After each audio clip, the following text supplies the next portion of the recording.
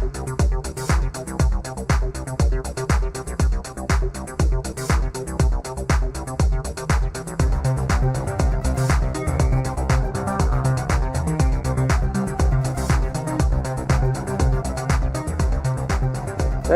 서울의 소리 시청자 여러분 안녕하십니까? 오늘 여론조사 빛 그 20번째 시간입니다. 오늘은 제가 혼자 진행하게 됐습니다. 그동안 많은 분들이 너무 재미도 없고 그래서 제가 이걸 어떻게 해결해야 되나 싶어서 챗 GTP한테 물어봤는데요. 챗 GTP가 혼자서 차라리 해보랍니다. 워낙 진행이 미숙하니까 혼자 하면 그 진행의 미숙함도 표가 안 날 것이고 또 어쩌면 여론조사에 좀 더 집중할 수 있다 뭐 이런 조언을 내놨는데요. 오늘 뭐 AI가 잘 조언을 하는지 한번 결과 보겠습니다. 어저께인가요? 그 박찬대 원내대표가 한 1년여 원내대표 생활을 마치면서 가장 보람있던 게 뭐냐 하니까 본인이 웃을 일 없는 이재명 대표에게 아재 개그를 시전해서 웃게 만들었노라 이런 얘기를 합니다. 저도 우리 시청자들을 위해서 아재 개그라도 좀 준비해야 될까 뭐 이런 생각을 해봤습니다. 자, 오늘 진행 순서 소개해 드리겠습니다. 1부에서는 한 주간의 여론조사 결과 알아보겠습니다. 그리고 2부에서는요, 그동안 저희가 자체 여론조사를 통해서 여러분 만났는데요. 오늘은 이슈 분석 시간으로 지난 대선 결과 좀 정밀하게 살펴보도록 하겠습니다. 순서에 앞서서 방송 시간 동안 저희가 시청자들 대상으로 간단한 설문조사를 실시하려고 합니다. 오늘 설문은 조국 혁신당 대표의 특별 사면 해야 되느냐 말아야 되느냐 찬성 반대를 묻는 설문입니다. 지금 조국 전 대표가 지난 12월에요 2년형이 확정돼서 지금 약 6개월 정도 수감 생활을 하고 있습니다. 여기에 대해서 어제 정성호 의원도 뭐 그런 말씀을 하셨던데 사면이 필요하다 이런 의견도 있고 또 아직 이르지 않느냐 뭐 이런 의견도 있는 것 같습니다. 시청자 여러분의 의견을 오늘 들을 텐데요. 단 뭐 답변만 하지 마시고 좀 이유를 같이 설명해 주셔도 좋을 것 같습니다. 사실 개인적으로는 소나무당의 송영길 전 민주당 대표의 사면이 뭐 시급한 거 아니냐 뭐 이런 생각을 합니다만 지금 송영길 대표는 아마 재판이 아직 형이 확정이 안 됐을 겁니다. 뭐 그런 면이 있기 때문에 지난 윤석열 정부 시절에 그 억울한 사법 피해자들이 대통령의 권한을 통해서 구제받을 수 있었으면 좋겠습니다. 자, 저희 서울의 소리가요. 어제 시청자분들을 대상으로 지금 이재명 대통령이 국정운행 잘 하고 있는지 이런 설문조사를 했습니다. 그리고 앞으로 5년간 잘 국정운영할 수 있는지도 물었거든요. 제가 장명을 한번 해봤는데 서울의 소리에서 하는 설문조사 앙케이트이기 때문에 소리미터라고 하면 어떨까 생각을 합니다. 14,000명 시청자께서 참여를 해주셨는데요. 현재 잘하고 있느냐? 물론 일주일밖에 되진 않았습니다만 매우 잘한다가 95%가 나왔고요. 대체로 잘한다 3%, 매우 못한다가 2%가 나왔습니다.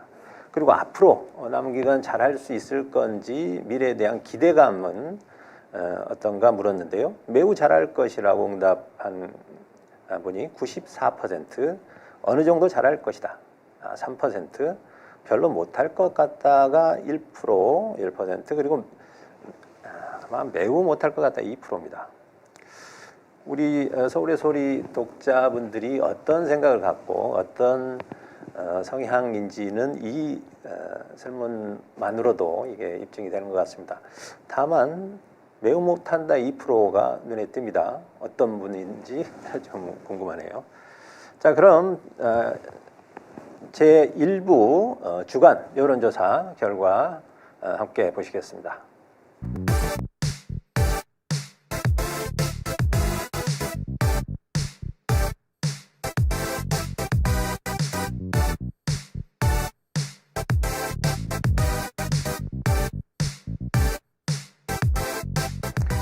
네, 오늘 이제 함께 살펴볼 여론조사는요. 여론조사 꽃, 리얼미터, NBS, 미디어토마토, 그리고 방금 발표한 한국갤럽 조사를 살펴보겠습니다. 가능하면 많은 여론조사를 좀 깊이 있게 보도록 그렇게 노력하겠습니다. 자, 첫 번째 미디어토마토 조사입니다. 이거는 이제 국정 지지도인데요. 자, 긍정이 60.4%입니다. 매우 잘하고 있다가 48.9, 대체로 잘하고 있다 11.5, 그리고 대체로 못하고 있다 7.5, 매우 못하고 있다 31.4입니다. 아니죠. 23.8. 그래서 긍정이 60.4, 부정이 31.4입니다. 처음 출발치고는 뭐 괜찮은 것 같습니다. 우리가 본선거에서 49%, 50%가 채 안 되는 과반을 도달하지 못했는데요. 국정 수행에 대해서는 60%가 넘는 긍정이 나왔습니다. 자, 다음 보시겠습니다. 지금 정당 지지율입니다. 민주당이 50.4, 그리고 국민의힘 28.2, 개혁신당 4.9, 조혁신당 3.4, 진보당 1.6입니다. 민주당이 50%를 넘어섰고 국민의힘은 30%를 넘지 못했습니다. 이 ARS 조사에서 무응답이 상대로 적기 때문에 지금 민주당의 지지율이 50%를 돌파한 것 같습니다. 국민의힘은 대선 이후에도 여전히 내홍을 겪고 있어서 당분간 정당 지지율을 회복하는 데는 어렵지 않을까 이렇게 보여집니다. 자, 다음 보시겠습니다. 차기 원내대표 적합대로이네요. 오늘 결판이 나지요. 저도 어저께 당원의 한 사람으로서 투표를 했는데 원내대표를 당원이 참여해서 뽑는 첫 선거로서 의미가 있는 것 같습니다. 서영교, 김병기 두 의원 모두 이재명 당대표 시절에 1, 2기 집행부로서 열심히 활동을 해주셨던 분이고 당원들로부터 또 많이 사랑받는 분들입니다. 뉴스토마토 조사에서는요, 그러니까 아마 당원들의 입장과 좀 비슷하겠죠. 서영교 의원이 26.1%, 김병기 의원이 18%입니다. 이건 전체이기 때문에 아마 민주당 그 지지층 그 적합도가 더 중요할 텐데. 서영교 의원이 41.4, 김병기 의원이 28.9입니다. 뭐 40%대, 20%대이기 때문에 큰 차이인 것 같지만 실제로는 10% 조금 넘는 11, 2% 정도 차이여서 실제 결과는 뭐 통을 까봐야 알겠습니다. 그리고 최근 있었던 국정원발 김병기 의원 아들 건 관련한 일이 있었죠. 여러 가지 어떤 공작적 냄새가 납니다만 오히려 그 이슈가 이 원내대표 선거에 큰 어떤 변수가 될 것 같습니다. 개인적으로 볼 때는 김병기 의원을 어찌 보면 저격하기 위한 이슈였으나 오히려 정반대 결과가 나올 수도 있겠다 이렇게 전망을 해봅니다. 자, 다음 보시겠습니다. 네, 김문수 당권 도전 찬반입니다. 지금 찬성이 37, 반대가 45여서요. 반대가 좀 많습니다만 아마 국민의힘 지지층 대상으로는 찬성이 69.4, 거의 70% 가까이 됩니다. 뭐 대체로 도전하지 않겠습니까? 그리고 실제로 과거에 이재명 대표의 경우에도 대선 이후에 당대표에 직접 도전한 경우도 있기 때문에 지금 당의 어떤 혼란을 수습한다 뭐 이런 취지로 당권 도전을 할 가능성이 많아 보입니다. 다만 뭐 당선 여부는 아직 알 수는 없겠고요. 좀 더 이제 후보군들이 나오게 되면 한번 저희도 살펴보도록 하겠습니다. 자, 다음 보시겠습니다. 자, 이건 MBS 조사네요. MBS에서도 지금 국정 지지도 조사가 있었습니다. 잘하고 있다 53, 잘못하고 있다 19, 무응답이 28인데요. 어쩌면 뭐 중도층이나 또는 보수층에서도 좀 관망을 하고 있기 때문에 무응답이 28%가 나오지 않았나 싶습니다. 대체적으로 보수적인 경향의 NBS에서 53% 과반이 넘는 긍정 비율이 나오는 것은 뭐 상당히 고무적이라고 하겠습니다. 이전에 윤석열의 경우 48%였으니까요. 윤석열보다는 더 높은 긍정률로 출발을 합니다. 자, 다음 보시겠습니다. 이거는 앞으로 잘할 것이냐인데 현재 긍정률 53에 비교했을 때 65%로 더 잘할 것 같다. 그러니까 앞으로가 더 기대된다 이런 그 결과입니다.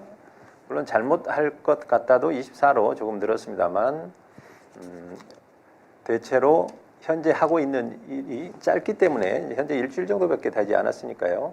짧기 때문에 답변을 조금 유보하는 분들도 있지만 짧은 기간이지만 아마 앞으로 더 잘할 것 같다라는 긍정적 기대가 훨씬 더 높은 것 같습니다. 다음 보시겠습니다. MBS의 이제 정당 지지율인데요. 이제 마지막 부분 보면 지금 45대 23입니다. 그러니까 민주당 45, 국민의힘 23인데요. 앞서 뉴스토마토보다 국민의힘 민주당 지지도는 다소 낮습니다만 그거는 전화 면접 조사 방식에서 나오는 특성이고요. 국민의힘의 지지율도 23으로 뉴스토마토보다 더 낮지요. 거의 지금 뭐 2배 차이로 역대급으로 지금 벌어져 있습니다. 자, 다음 보시겠습니다. 자, 이게 리얼미터입니다. 리얼미터는 조사 시점이 좀 이 두 조사보다는 앞서는데요. 정당 지지율이 지금 48대 34.8, 15.2% 차이죠. 리얼미터의 조사치고는 꽤 이제 차이가 많이 납니다. 조국신당과 개혁신당, 아마 당분간 조국신당이 개혁신당보다는 조금 뒤지는, 물론 대선 전에는 그 반대였는데요. 그런 이 특성들이 지금 나타나고 있습니다. 자, 다음 보시겠습니다. 네, 이 여론조사 추이입니다.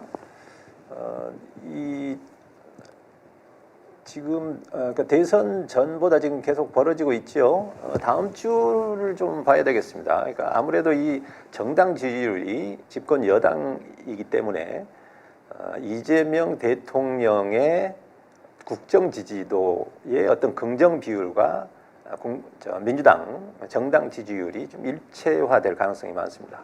그래서 현재처럼 또는 그리고 기대하는 것처럼 이재명 대통령의 지지율이 높아질 경우 민주당 지지도는 더 계속 상승할 가능성이 있습니다. 다음 보시겠습니다.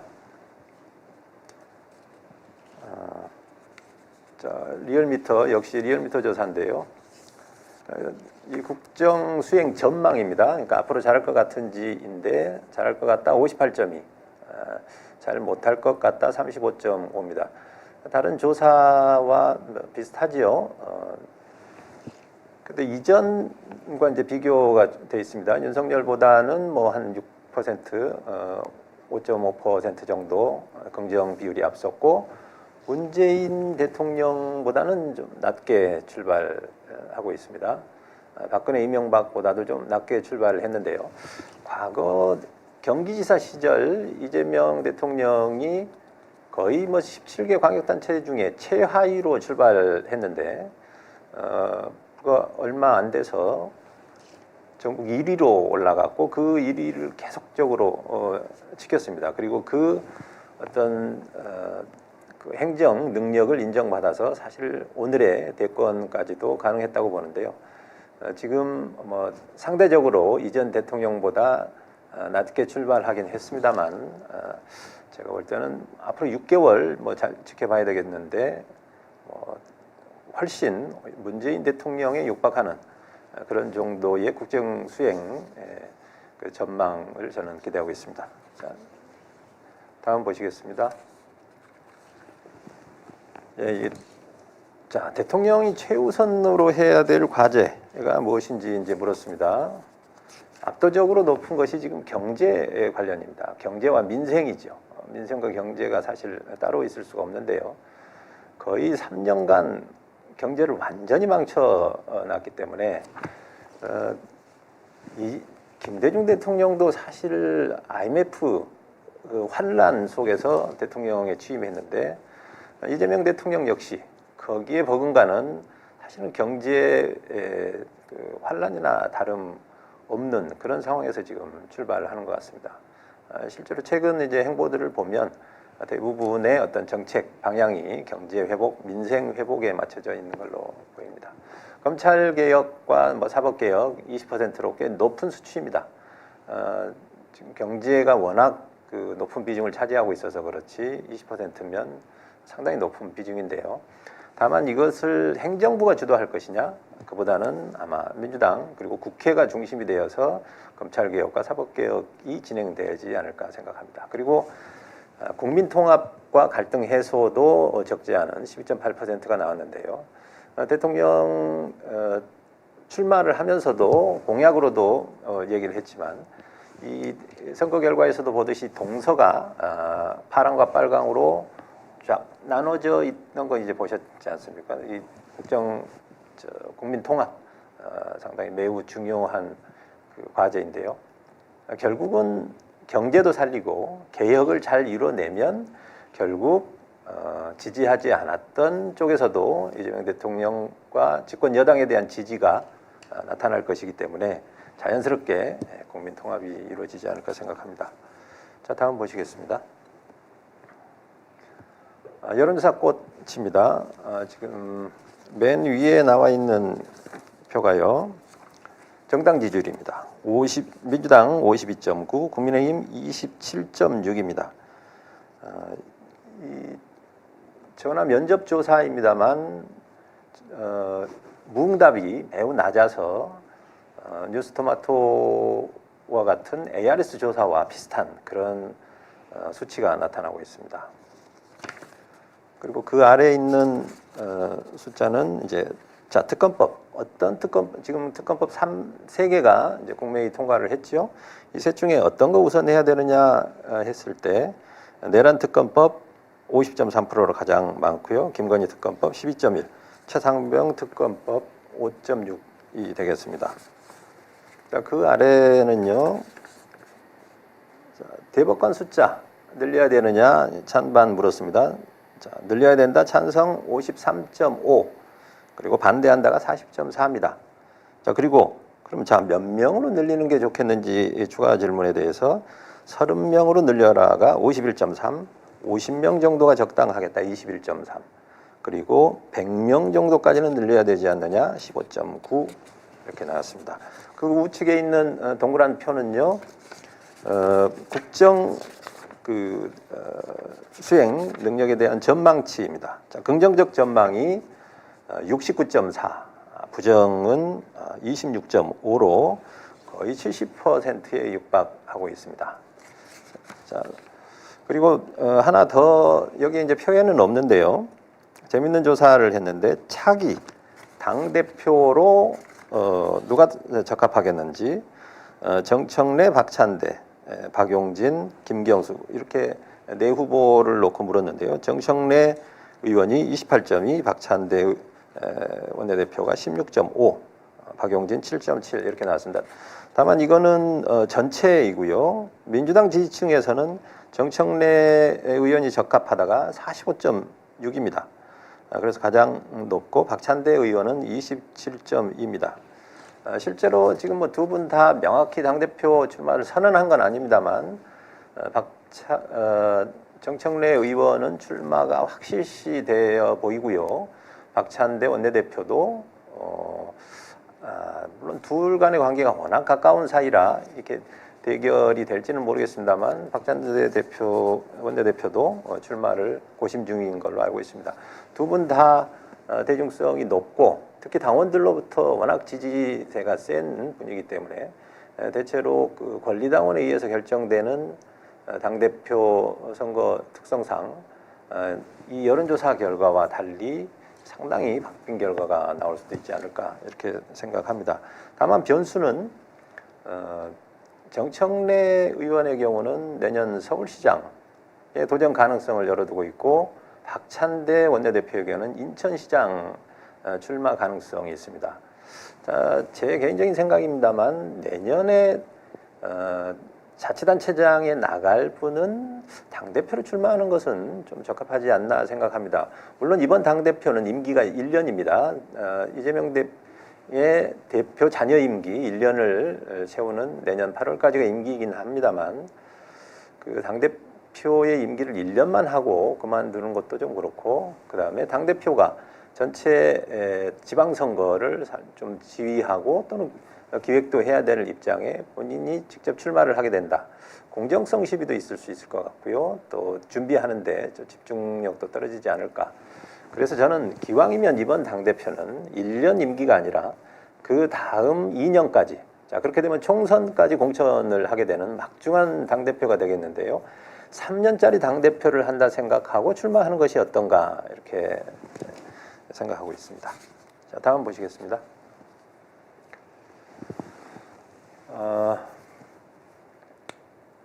이 표가 이제 여론조사 M에서 나온 표네요. 그러니까 저희가 여론조사 M이라는 게 이제 그동안 대선을 앞두고 많은 이제 여론조사들을 어찌 보면 이제 평균을 낸 거라고 볼 수 있습니다. 그랬을 때 선거 직전 결과가 46.8 대 37.6, 이준석 9.5가 나왔는데 이 1위 후보, 2위 후보의 득표 차가 뭐 거의 일치하지 않습니까?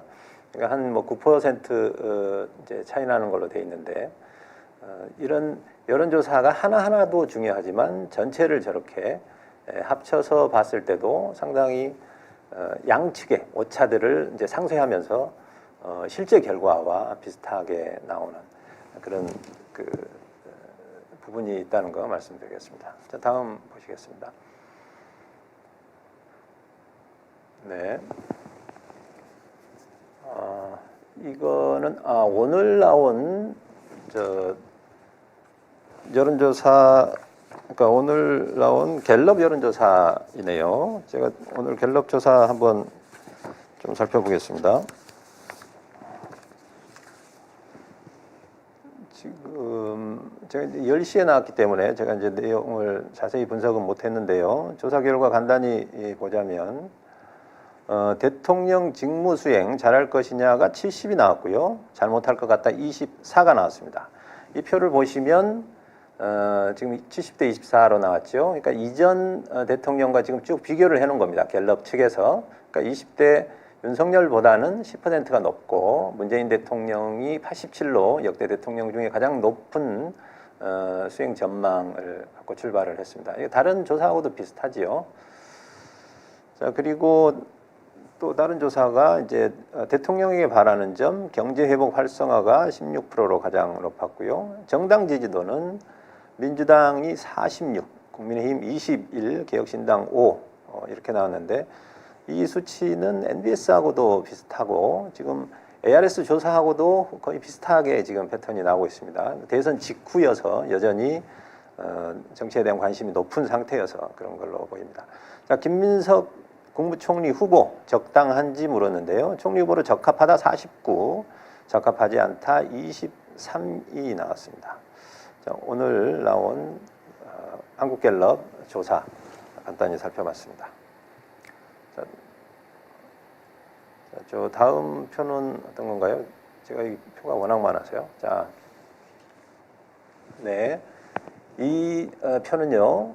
앞서 소개해드린 한국갤럽, 여론조사 꽃, 리얼미터, MBS 이 4개 그 정기 여론조사를 하나의 표로 모아둔 겁니다. 정당 지지율인데요. 한국갤럽은 오늘 나온 수치를 이제 대입을 했습니다. 잘 보시면 1위와 2위, 그러니까 민주당과 국민의힘 득표 차가 한국갤럽이 27, 그리고 여론조사꽃은 25.3, 리얼미터는 13.2, NBS는 22. 자, 공통적으로 전화 면접조사는 20%가 넘는 높은 차이를 보이고 있습니다만 리얼미터는 13%입니다. 이번 대선에서도 보셨지만 실제 투표 결과에서 ARS가 좀 더 가까운 결과가 있었습니다. 그만큼 샤이 보수, 그러니까 보수 응답자들이 응답을 회피하거나 또는 거짓 응답을 하는 결과가 이 정당 지지율에서도 여전히 나타나고 있는 것으로 보입니다. 그 우측에 있는 마지막에 있는 표가 보수와 진보의 득표율을, 그러니까 그 응답자 비율을 이제 조사한 겁니다. 한국갤럽은 마이너스 2.1이 나왔으니까 진보 응답자가 2% 넘게 더 높았다, 더 많이 응답을 했다는 거고, 여론조사꽃은 4.9% 진보 응답자가 많았다는 겁니다. 리얼미터는 5.4% 보수 응답자가 많았다는 응답이고, MBS는 1.6이었습니다. 공교롭게도 전체를 평균을 냈더니 0이 됐습니다. 그러니까 보수와 진보의 격차가 제로이라는 거죠. 그래서 평균을 보면 48대 27, 그래서 약 21.5% 정도, 그러니까 21% 또는 22% 정도 차이가 나는 걸로 이해하시면 되겠습니다. 지금 대선 이후이다 보니까 지금 한국갤럽과 여론조사꽃에서 진보의 응답이 되게 높게 나타나고, 그래서 민주당과 국민의힘의 격차도 25%가 넘는 큰 격차가 벌어지고 있습니다. 많이 이제 훈련이 되셨겠지만 여론조사 결과를 보실 때 항상 보수 진보의 표집 정도를 함께 보시는 것은 이제 거의 뭐 필수가 된 것 같습니다. 자, 지금 일부죠. 그러니까 이번 주에 나온 여론조사들을 비교적 이제 상세히 살펴봤습니다. 앞으로도 이 여론조사는 뭐 계속 나올 텐데요. 저희가 서울의 소리 이제 여론조사 빛에서는 자체 조사도 저희가 필요할 때는 하겠습니다만, 기존의 이 정기적인 조사들을 좀 더 깊게 분석을 해서 여러분께 소개해 드리도록 하겠습니다. 자, 이상으로 1부 순서 마치고, 자, 2부는요, 이슈 분석입니다. 그러니까 전체적으로 이제 이슈가 되는 내용을 가지고 좀 깊이 파고 들어보겠습니다. 자, 2부 시작하겠습니다.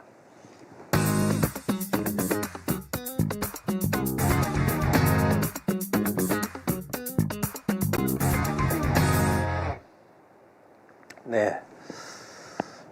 제가 뭐 진행을 하다 보니까 정신이 없어서 뭐 지금 채팅방을 보기가 좀 어려운데요. 그 조사, 그 조국 대표에 대한 사면 여부, 이따 방송 끝날 때쯤 결과를 저한테 알려주시면 여러분과 공유하도록 하겠습니다. 서울의 소리 여론조사 빛은 지금 정부에서는 장차관급 또는 뭐 주요 공직자들 추천을 받고 있지 않습니까? 저희 프로 역시 시청자들과 함께 하고자 합니다. 좋은 의견이 있으면 항상 추천해 주시고, 특히 이 재미없는 진행을 종식할 수 있도록 좋은 진행자 좀 추천해 주시기를 간절히 요청드리겠습니다. 자, 2부 순서 시작하겠습니다. 이번 이제 21대 대통령 선거가 이제 이재명 후보 승리로 끝났습니다만 1728만 표니까 적은 표가 아니죠. 역대 최고 득표였습니다. 그러나 득표율은 49.42, 과반에 실패를 했고, 그리고 김문수 후보가 41.15로 40%를 넘었습니다. 물론 이준석이 10%를 못 넘는 것은 이준석 표의 일부가 이제 김문수로 넘어갔기 때문에 뭐 그런 수도 있겠습니다만, 어찌됐든 뭐 기대와는 좀 다른, 그리고 좀 오싹한 것이 이 두 보수 후보의 표를 합칠 경우는 0.07%포인트 차이로 오히려 앞선다는 거죠. 물론 단일화가 됐다고 해서 그렇게 결과가 나오지는 않겠습니다만, 그래서 이번 대선 결과 사실 간단히 볼 일이 아니고 좀 더 깊이 살펴봐야 된다 이런 생각해서 오늘 제가 좀 자료를 모아봤습니다. 자, 그러나 이제 참고로 하실 게, 자, 전 국민, 자, 100%의 국민이 있다고 했을 때 여론조사에 응답하는 것은 극히 일부입니다. 그렇기 때문에 여론조사만으로 모든 국민의 의견을 대변한다 이렇게 보긴 어렵죠. 그리고 투표는 또 역시 100% 투표를 하는 게 아닙니다. 20% 남짓한 국민들이 투표를 하지 않았기 때문에 그분들의 의견도 분명히 있을 겁니다. 그런 면들은 좀 참고로 하시면 좋겠고요. 자, 먼저 표 하나 보겠습니다. 자, 이게 한국갤럽의 정당 지지율 표인데요. 좀 주의 깊게 보셔야 될 게, 자, 12월 이제 중순경 48대 24로 크게 벌어졌죠. 말 그대로 뭐 더블 스코어입니다. 그리고 또 한 번 크게 벌어진 것이 마지막 선거 전, 그러니까 후보가 결정될 즈음에 그야말로 저 국민의힘에서 정당사에 처음 있는 그런 해프닝이 벌어지면서 48대 30으로 크게 벌어졌습니다. 자, 그 부분 이렇게 크게 벌어진 두 번의 시기가 있었는데요.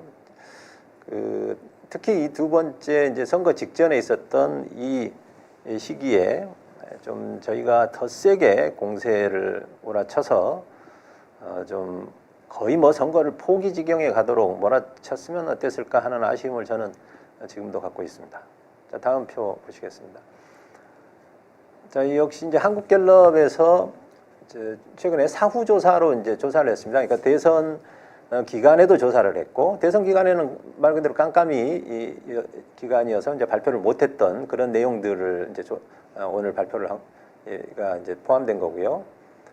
그리고 선거가 끝나고 나서도 이제 조사를 한 겁니다. 이 중에 지금 이제 한국갤럽이 그동안 후보들에 대한 조사를 꾸준히 했는데, 맨 위에 파란색 이 표가 이재명 대표입니다. 그러니까 23회, 맨 좌측 23회에서부터 몇 년간, 그러니까 2024년부터 시작해서 꾸준히 매우 완만한 상승세를 거치다가 아까 제가 말씀드렸던 이제 12월 12.3 직후 37%로 급등했다가 다시 조정이 됐고,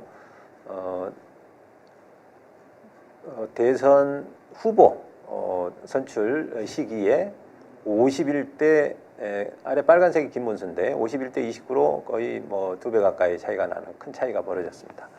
그러니까 이런 후보 지지율에 있어서도 정당 지지율과 비슷한 그런 분포를 거쳤고, 눈에 띄는 것은 김문수는 사실 역대 대통령 후보급이 아니었기 때문에 대체로 뭐 5% 7% 어느 경우에는 뭐 눈에 보이지도 않다가 지금 최근 한 2025년 들어서서 뭐 5% 이상 되면서 후보가 까지 되었는데요. 후보로 최종 결정되면서 29%가 되었고 36, 38 이렇게 해서 지금 최종 결과와 비슷한 그런 이제 지지율을 보였습니다. 자, 다음 표 보시겠습니다. 자, 이게 이제 사전 투표 전에 한국갤럽에서 조사한 겁니다. 지금 이제 간단히 보시면 전체 지지율은 이재명 46, 국민의힘 김문수 36, 개혁신당 이준석 10. 자, 이렇게 해서 한 10% 차이였습니다. 그러니까 사전 투표 전에 5월 27일경 이제 깜깜이 들어가기 직전에 갤럽은 표면적으로 10% 격차였고 의견 유보층이 지금 7%가 있기 때문에 그 부분까지 반영한다면 대체로 양쪽이 이제 3% 이상씩 올라갈 텐데, 그러면 10%보다 더 벌어져서 뭐 11, 2% 이렇게 이제 아마 11% 이 정도는 벌어졌을 겁니다. 다음 표 보시겠습니다. 이건 사전 투표 후에 조사를 한 겁니다. 여기에서 이제 이제 득표율에서 눈에 띄는 것은요. 우선 45대 38로 이 지지율 격차가 좀 줄었죠. 그러니까 7%로 줄었습니다. 실제 대선 결과와 거의 비슷한 수준으로 지금 된 거죠. 그러니까 한국갤럽은 이것이 이제 당시에 발표가 안 됐지만 발표가 됐다면 거의 실제 결과와 비슷하게 적중을 했다 이렇게 볼 수 있겠습니다. 자, 다음 보시겠습니다. 제가 이제 이걸 설명드리는 것은 깜깜이 기간에 대한 내용들을 우리 시청자들께서 잘 모르시기 때문에 제가 그 갤럽을 통해서 소개를 해드린 겁니다. 자, 이 내용은요, 제가 잘 멀리 있어서 그럼 이재명 대표, 그러니까 이재명 대통령을 찍은 이유, 그리고 김문수에게 투표한 이유도 갤럽에서 조사를 한 겁니다. 이재명 그 후보를 찍은 경우는 계엄 심판, 내란 종식이 27%, 그다음에 직무, 행정 능력 17%, 그다음에 경제에 대한 기대, 경제 정책 15%. 그래서 내란 종식이 가장 컸고요. 오른쪽에 빅데이터 분석을 보더라도 내란이 가장 크게 나타났고 그 다음이 경제죠. 김문수를 찍은 부분은 도덕성, 청렴 33%, 이재명이 싫어서 30%, 신뢰, 믿음, 정직 28% 이렇게 나왔는데요. 빅데이터 분석을 보시면 이재명이 가장 크게 나타났지 않습니까?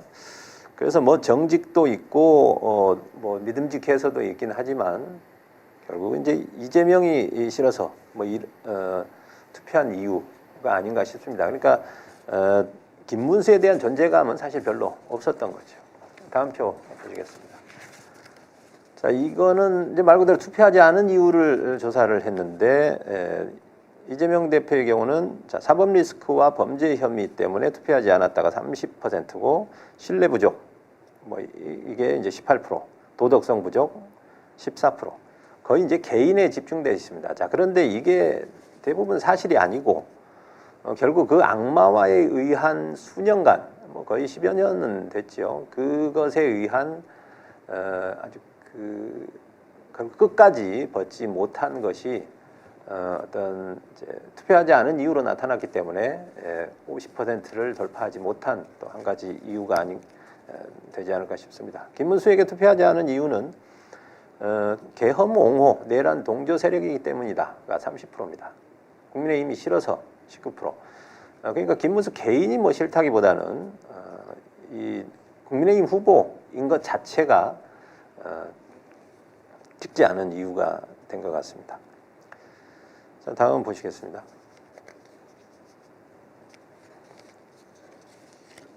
자, 이 재미있는 조사인데요. 물론 과거에도 했던 조사인데 이제 아마 이런 거 처음 보실 건데, 자, 과연 이 후보 당선될 걸로 보고 투표를 했냐 이렇게 물은 겁니다. 그랬을 때 당선될 거라고 생각하고 투표했다가 63%고 그렇지 않다. 그 얘기는 이제 당선 안 될 수도 있지만 그냥 지지한다. 이게 이제 32%라는 겁니다. 거기 이제 아래 보시면 보수, 중도, 진보가 있는데 진보는 당선될 걸로 보고 투표했다가 84가 되고요. 보수는 52%가 상대적으로 적지요. 후보별로 보시면 더 극명한 차이가 나는데 이재명 후보 찍은 경우에는 90%가 당선될 거로 확신하고 찍었다는 겁니다. 7%는 그렇지 않다고 했는데 주변에서 이렇게 많이 보수가 결집했다 이런 얘기들이 들려오면서 조금 불안감을 갖고 있었던 분이었던 것 같습니다.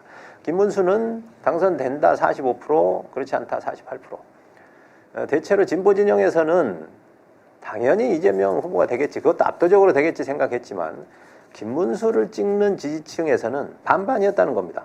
될 거라고 보고 찍은 게 절반이나 됐다는 거죠. 그런 게 지금 이제 두 후보 간의 지지 어떤 극명한 차이가 납니다. 이준석은 그렇지 않다가 97%니까 물론 10% 남짓이었기 때문에 될 거라고 보고 찍은 사람은 없는 게 당연하겠죠. 또 하나 이제 마지막 마지막에 보시면 사전 투표를 한 분들은 70%가 당선될 거라고 보고 찍었고 선거 당일날 찍은 분들은 57%였습니다. 이거는 이제 물론 사전 투표 때 진보 성향, 민주당 지지층이 더 많이 참여했기 때문에 나타난 결과인데요.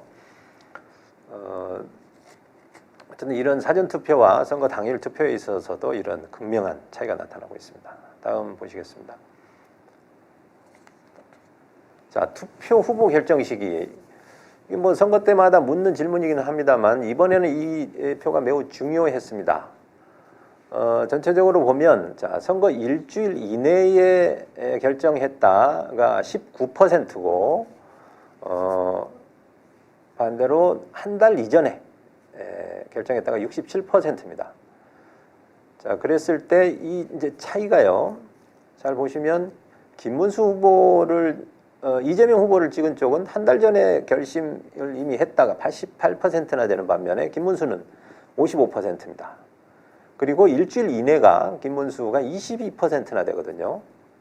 자, 이게 이제 나중에 말씀드릴 기회가 있겠지만 저희가 계속 압도적인 승리를 할 거라고 본 이유 중에 하나가 이겁니다. 그러니까 이 김문수를 찍을 거면서도 일주일 전까지도 결정을 하지 않았기 때문에 여론조사에서는 아직 미정이다, 난 누구다 이렇게 표시를 하지 않았을 가능성이 많기 때문에 많은 조사에서 적어도 이 정도 차이, 그러니까 김문수를 찍은 20%, 김문수가 40% 정도 나왔으니까 20%면 한 8, 9% 되지 않습니까? 이 8, 9% 정도가 김문수를 찍을 거면서도 여전히 부동층으로 남아 있었다는 겁니다. 그 부분이 이 표에서 이제 중요한 포인트고요. 사전 투표를 하시는 분들은 아무래도 한 달 이전이 75%니까 좀 더 일찍 결심한 분들이 많았습니다. 자, 다음 표 보시겠습니다.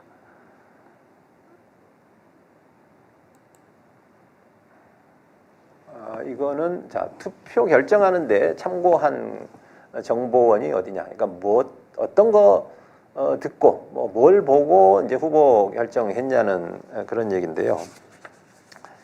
여기서 특이사항은 이준석입니다. 그러니까 전체적으로도 TV 토론을 보고 결정했다는 게 이제 48%나 되니까 전체 중에 가장 높은 이제 비중을 차지합니다만 그 중에 특히 이준석은 87%인가요? 88%인가요? 이 사전 투표 그러니까 이제 TV 토론을 보고 결정했다는 비율이 많습니다. 특히 아마 젊은 층이 그럴 텐데요. 물론 저 수치를 액면 그대로 믿을 수는 없습니다. TV 토론만 보고 결정하는 게 그 투표자의 절반이나 된다면 다른 거 뭐 할 필요가 있겠습니까? TV 토론만 준비하면 되지. 그래서 제가 온전히 다 믿기는 어렵습니다만 그래도 TV 토론이 특히 대선에서 TV 토론이 갖는 비중은 매우 크다고 볼 수 있겠습니다. 자, 다음 보시겠습니다. 자, 좀 빨리 진행을 해야 되겠네요. 이번에 이제 많은 분들이 막판 보수 결집을 하는 바람에 이렇게 된 거 아니냐 이런 의견이 있는데 그것도 틀렸다고 보기는 어렵습니다만 이 표를 보시면 조금 다른 관점에서도 보실 수 있을 겁니다. 자, 진보는 이재명 후보에게 87.3%가 투표를 했습니다. 김문수는 7.71이고요. 근데 보수는 이재명 후보에게 18%나 투표를 했거든요. 자, 이것만 놓고 본다면 보수가 이준석에게도 6.8이나 갔고, 그래서 김문수에게 4분의 3만 표가 집중이 됐기 때문에 보수의 표가 김문수에 집중되지 못하고 이재명과 이준석으로 좀 분산됐다. 이렇게 보는 게 사실 더 설득력이 있는 것 같습니다. 보수가 집중이 됐으면 보수가 더 유리한 결과가 나오지 이렇게 큰 차이로 패배를 했겠습니까? 그런 측면에서 보면 우리가 항상 보수 집결에 대한 어떤 공포감을 갖고 있는데 시기적으로는 늦게 결집했기 때문에 좀 쫓아오는 느낌은 있습니다만 전체적으로 봤을 때는 이번 선거 보수 분열 진보 결집이 맞습니다. 자, 다음 보시겠습니다. 자, 이 부분은 JTBC 이 조사 결과입니다. 우리가 이제 출구조사가 4% 가까이 틀렸으니까 꽤 많이 이제 격차가 난 거죠. 1% 이내로 맞추는 게 맞습니다. 과학적으로 본다면요. 자, 그런데 방송 3사 출구조사는 격차가 좀 있었습니다만 상대적으로 JTBC 출구조사는 한번 보시면 44대 35 그리고 그 이준석 9, 뭐 상대적으로 더 이제 차이가 더 좁혀졌죠. 그리고 다음 표 한번 보시겠습니다. 자, 이거는 12,000 샘플 전화 면접 조사, 이게 이제 JTBC 조사네요. 44대 37, 그러니까 7% 차이니까 실제하고 거의 일치한 겁니다. 지역별 분포에 있어서도 12,000 샘플이다 보니까 뭐 서울도 2,000 샘플이 넘고 각 지방도 뭐 대개 한 700 샘플 정도 되는데 오른쪽 뭐 표가 작아서 잘 안 보인다만 실제 투표율과 지역별 분포에서도 거의 당락이 일치하고 있습니다. 그래서 출구조사가 방송 3사는 좀 오차가 있었지만 다른 조사들은 상당히 근접한 조사들이 많다, 이렇게 이제 말씀드리겠습니다. 자, 다음 표는요. 자, 그럼에도 불구하고 똑같은 JTBC, 그러니까 같은 이 조사 기관에서 한 건데요. 선거 전에는 48대 35로 표 차이가 컸습니다. 그러니까 그 지지율 차가 13%나 됐죠. 반드시 투표로 우리가 많이 보는데 52대 36이면 16%나 차이 났지 않습니까? 그래서 실제로 많은 여론조사가 선거 전에 조사했을 때는 저렇게 득표율 차가 크게 났었다는 것을 이제 말씀드리는 겁니다. 그러니까 JTBC조차도 실제 출구조사에서는 뭐 거의 일치하게 맞췄지만 그 이전에는 상당히 큰 격차로 여론조사가 나타났었다는 걸 말씀드립니다. 다음 표는요. 자, 이게 바로 이제 그런 건데, 저는 면접조사를 여러 개 조사들을 평균을 내놓은 겁니다. 그랬더니, 자, 이재명 46, 김문수 35.6, 이준석 10. 그러니까 이거는 전화 면접조사, 거기 아래 보면 입소스, 메타보이스, 그러니까 메타보이스가 아까 이제 JTBC 조사했던 곳이에요. MBC, 코리아 리서치, 한국갤럽, 한국리서치, KBS 이렇게 주요 방송사들 조사를 하는 주요 기관들의 전화 면접조사 평균을 냈더니 46대 35, 그러니까 11%, 그러니까 10% 이상 격차가 났죠. 다음 표 보겠습니다. 이거는 이제 전화 ARS 조사입니다. 리얼미터를 포함한 ARS 조사고 우리가 흔히 얘기하는 극우 조사, 극우 조사라고 하는 것들도 일부 이제 포함이 됐는데요. 47.9대 39.5, 격차가 8% 이내로 줄지 않습니까? 실제 결과에 더 근접한 거죠. 그래서 이번 조사는 ARS 조사가 전화 면접보다는 좀 더 가깝게 이제 결과가 나온 걸로 그렇게 보여집니다. 다음 표가 이게 이제 지난 22대 총선 때 인천 계양을 조사를 여론조사 결과를 제가 이제 두 가지로 분류해 놓은 건데요. 하나가 위에 게 이제 전화 면접 조사고 아래 게 ARS 조사입니다. 마찬가지로 전화 면접 조사는 격차가 13.7로 나왔지만 ARS는 8.7로 나왔거든요. 자, 근데 실제 총선 득표율이 8.67이었습니다. 그러니까 ARS 조사가 거의 일치했죠.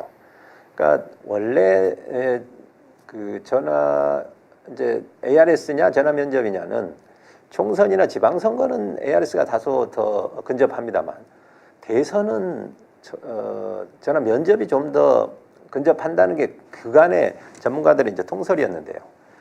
이 허위응답과 이제 샤이보수 현상이 워낙 극명하게 나타났죠. 이게 뭐 다 윤석열 탓 아니겠습니까? 윤석열 찍는다는 얘기는 차마 못하겠다가 3년여 동안 훈련이 되면서 그런 현상이 나타나서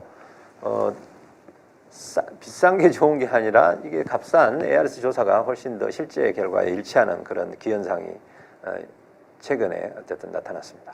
자, 다음 보시겠습니다. 자, 여론조사 꽃 조사인데요.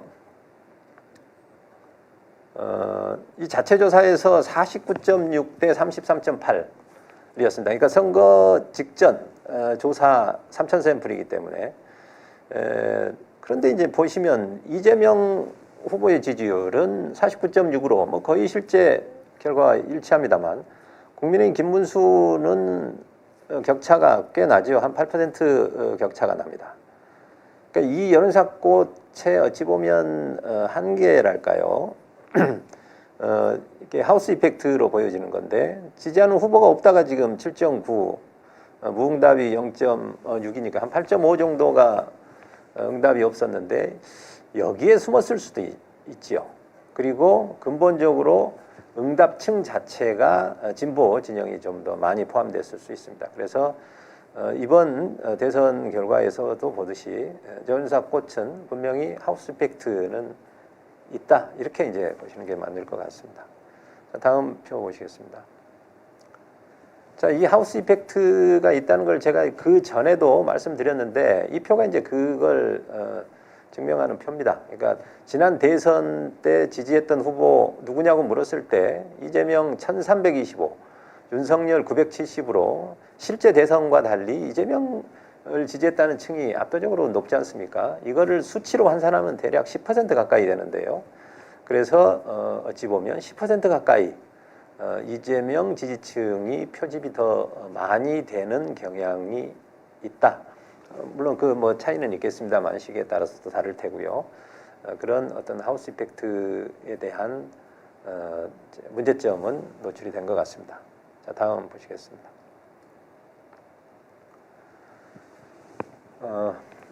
자, 이게 이제 윈지코리아가 우리 서울의 소리하고 같이 이제 조사를 했던 겁니다. 이 표를 보시면 5월 7일, 5월 14일, 5월 20일, 5월 28일 이제 매주 조사를 했었고 실제로 저희가 선거 직전에도 그 선거 전날에도 조사를 했습니다. 다만 이거는 비공표여서 여기 이제 밝힐 수가 없는 건데요.